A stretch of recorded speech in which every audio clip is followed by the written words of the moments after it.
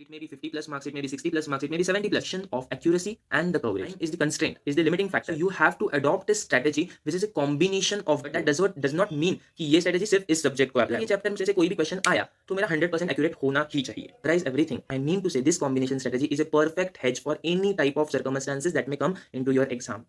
समझा?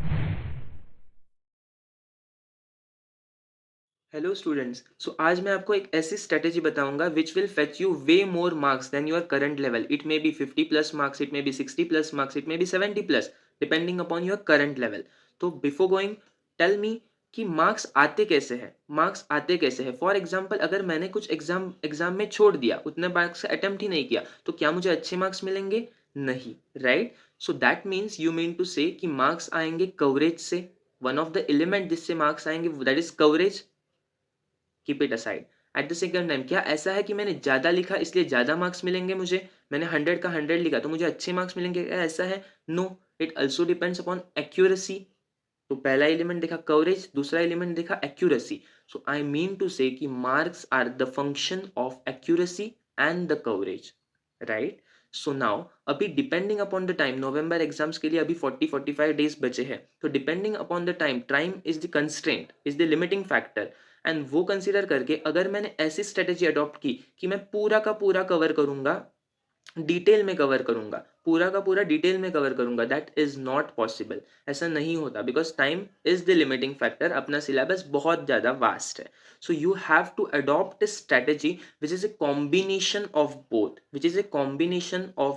That is accuracy भी हो और उसमें कवरेज भी हो. तो फॉर एग्जाम्पल मैं आपको एक स्पेसिफिक सब्जेक्ट का एग्जाम्पल लेके बताऊंगा कि कैसे आप कर सकते हो. For example let's say CA final का audit, one of the complex subject बच्चों को लगता है बिकॉज वास्ट भी है, उसमें डिटेलिंग का भी रिक्वायरमेंट है एंड सब्जेक्टिविटी भी इन्वॉल्व है. तो इसकी वजह से कॉम्प्लेक्स लगता है. तो उस सब्जेक्ट को बेस लेके मैं बताऊंगा. But that does not mean कि ये स्ट्रेटेजी सिर्फ इस सब्जेक्ट को अप्लाई होगी. ये आप किसी भी सब्जेक्ट को अप्लाई कर सकते हो. So let us take an example. तो देखो, ऑडिट में अगर आपने कैटेगराइजेशन किया सब्जेक्ट्स का, सॉरी चैप्टर्स का, तो आपको कुछ चैप्टर्स ऐसे मिलेंगे जहाँ पे स्पेसिफिक डिटेलिंग का रिक्वायरमेंट रहता है. फॉर एग्जांपल कुछ चैप्टर्स जो कि श्योर शॉट आते ही है, आते ही है एग्जाम में, एंड वो स्पेसिफिक है कि अगर वो क्वेश्चन आया तो उसका आंसर सभी बच्चे सभी बच्चे यही लिखेंगे. मतलब that is I mean to say it is specific.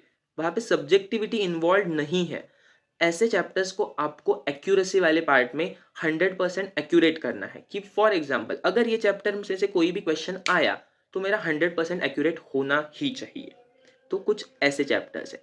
At the same time कुछ ऐसे चैप्टर्स है जो कि वास्ट है, जो कि जनरल है, जहाँ पे ज़्यादा डिटेलिंग की ज़रूरत नहीं रहती बट जस्ट जनरल लिखने की ज़रूरत रहती है. तो उनको हम कवरेज में कवर करेंगे. फॉर एग्जाम्पल अभी मैं चैप्टर्स का आपको लिस्ट बताता हूँ ना, तो एक आपको समझ में आएगा. तो लेट अस से देखो, ऑडिट में ऑटोमेटेड एनवायरनमेंट करके चैप्टर है, कंपनीज एक्ट स्पेसिफिक है, प्रोविजंस है. प्रोविजंस आपको पता है, आपका आंसर 100% सही आएगा. सिमिलरली ऑटोमेटेड एनवायरनमेंट भी वैसा ही है. स्पेसिफिक क्वेश्चन आता है, वो क्वेश्चन मॉड्यूल का ही रहता है. तो मॉड्यूल का पूरा अगर 100% कवरेज आपका है उस चैप्टर का, कोई भी क्वेश्चन आने दो, स्पेसिफिक क्वेश्चन आपको समझ में आ जाएगा कि यही आंसर है इसका.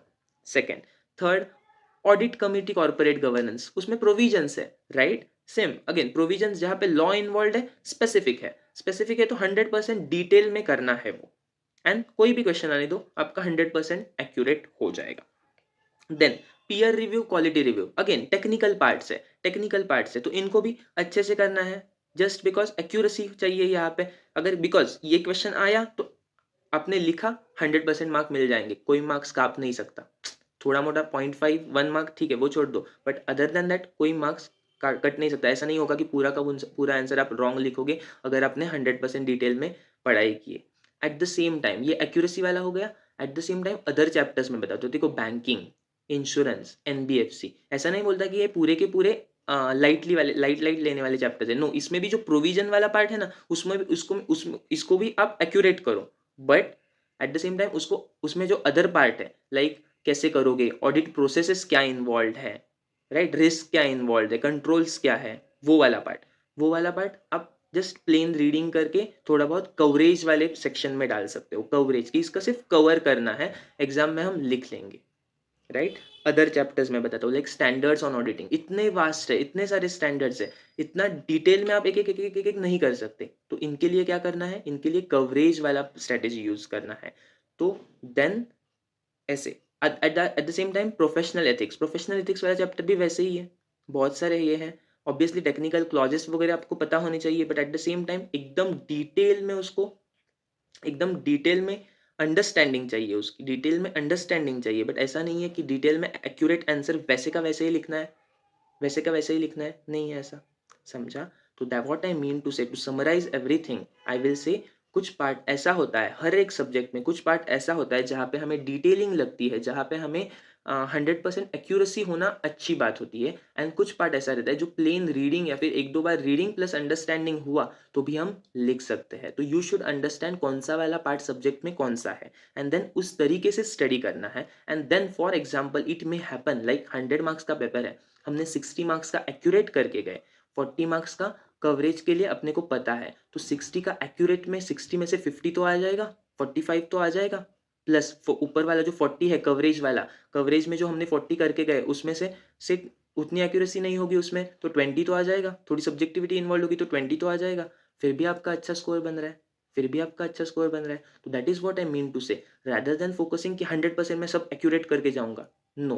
कितने एक्यूरेसी पे फोकस करोगे तो कवरेज छूट जाएगा, डिटेलिंग में ज़्यादा घुसने जाओगे तो कम सिलेबस कर पाओगे। पर एट द सेम टाइम उल्टा किया, कवरेज ज़्यादा किया, ऊपर ऊपर से किया, डिटेलिंग नहीं की, फिर से पेपर में दिक्कत होगी, पेपर डिफिकल्ट आया तो दिक्कत होगी। सो कॉम्बिनेशन स्ट्रेटेजी यूज़ की तो आप एवरी सर्कमस्टांसिस में हेज रहोगे। For example let's say paper lengthy आया, आप पूरा कवर नहीं कर पाए, तो पहले 60 मार्क्स का तो एक्यूरेट कर पाए हो, पहले 60 मार्क्स का तो एक्यूरेट पर कर पाए हो, उसके बाद 40 में से पूरा सपोज 40 नहीं कर पाए, 20 कर पाए, ठीक है 10 मार्क्स मिलेंगे, वो 10 मार्क्स हो गए, ये 60 में से लेट्स से 40-45 हो गए, फिर भी 50+ स्कोर बन रहा है आपका।